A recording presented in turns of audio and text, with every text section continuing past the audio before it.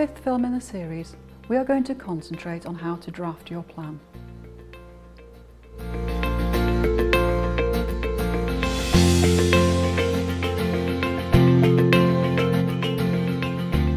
In simple terms, the community-led plan document is a record of your community, its past, present and future. There is no right or wrong style or structure for a community-led plan, but over time a degree of consistency has evolved, suggesting what tends to work well.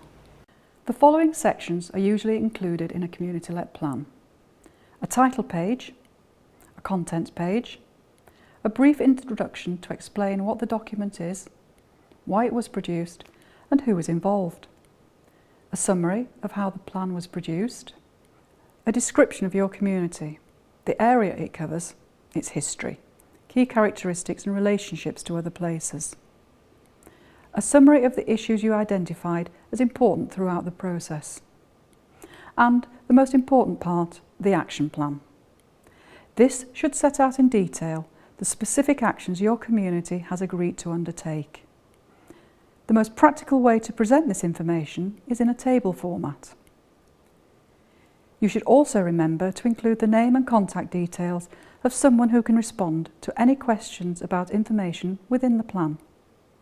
You may, of course, choose to include other sections you feel relevant or of interest.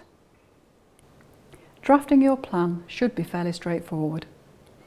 You may find that sharing the task is quicker and easier, perhaps between members of the steering group and volunteers who are confident in their writing skills.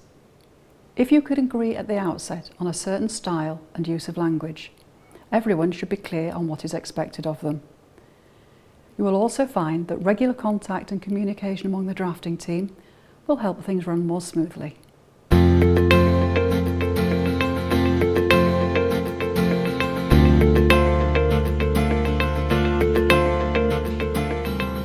Thinking ahead to when you publish your plan, you need to decide now if you're going to publish online or in hard copy.